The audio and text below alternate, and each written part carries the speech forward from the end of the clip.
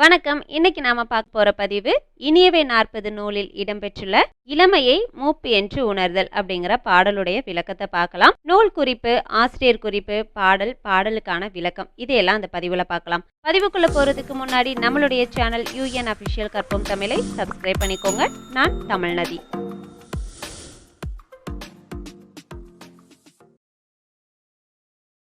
சங்கம் மருவிய காலத்துல தோற்றம் பெற்ற இலக்கியங்களை 14 கீழ்கணக்கு நூல்கள் அப்படின்னு சொல்றதுண்டு. இந்த 14 கீழ்கணக்கு நூல்கள் மொத்தம் 18. அதுல 11 நூல்களை அறநூல்கள் அப்படின்னு சொல்றாங்க. மனிதனுடைய வாழ்க்கையை நெறிப்படுத்தக்கூடிய கருத்துக்களை தர்றதுனால இந்த 11 நூல்களும் அறநூல்கள் அப்படின்னு கூறப்படுது. அறநூல்கள்ல ஒன்றுதான் இனியவை 40. இனியவை 40 நூல் பற்றி பார்க்கலாம். இந்த நூல்ல கடவுள் வாழ்த்து தவிர்த்து 40 செயல்கள் இடம்பெற்றுள்ளன. செயல்கள் அப்படிங்கிறது பாடல்களை குறிக்கக்கூடியது. 40 பாடல்களும் வெண்பாவால பாடப்பட்டுள்ளது. ஒவ்வொரு பாடல்கள்லையும் 3 கருத்துக்கள் இடம்பெறுகின்றன. பாடல் 1, பாடல் 3, பாடல் 4, பாடல் 5. இந்த 4 பாடல்கள்ல மட்டும் 4 கருத்துக்கள் இடம்பெற்றுள்ளது. வாழ்க்கைக்கு நன்மை தரக்கூடிய இனிமையான கருத்துக்களை 40 பாடல்கள்ல எடுத்துரைக்கிறதுனால இந்நூல் இனியவை 40 அப்படின்னு அழைக்கப்படுகிறது.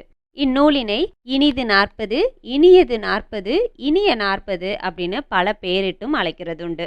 இந்நூல்ல மொத்தம் 127 இனிமையான கருத்துக்களை பாடியிருக்கிறாரு ஆசிரியர். இந்நூலினுடைய ஆசிரியர் பத்தி பார்க்கலாம்.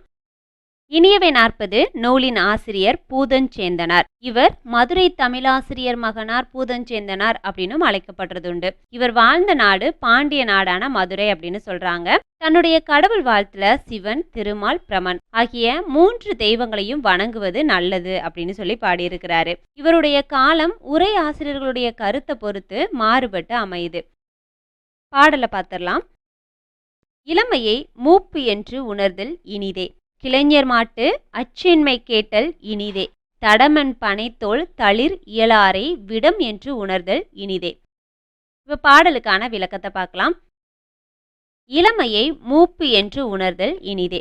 நம்ம இளமையோட இருக்கும்போது முதுமை காலத்துல இருக்கக்கூடிய மனப்பக்குவத்தோடு இருக்கணும் அப்படிங்கிறாரு. அது இனிமையானது அப்படின்னு சொல்லி ஆசிரியர் சொல்றாரு.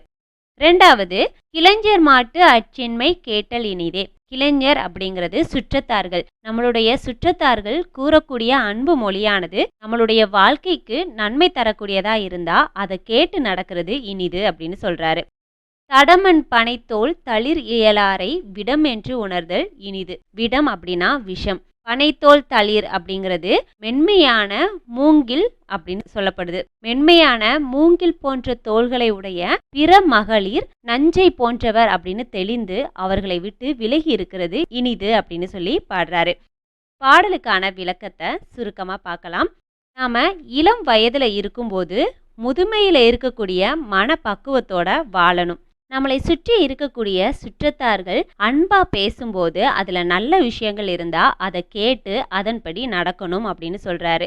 நம்மளுக்கு உரிமை அல்லாத பிற மகளிர்கள் மென்மையான மூங்கில் போன்ற தோள்களை கொண்டுட்டு இருந்தாலும் அவங்கள கூடி இருக்கிறது விஷம் அப்படின்னு தெளிந்து அவர்களை விட்டு விலகி இருக்கிறதே இனிது அப்படின்னு சொல்லி இந்த பாடல்ல 3 இனிமையான கருத்துக்களை ஆசிரியர் சொல்லியிருக்கிறாரு.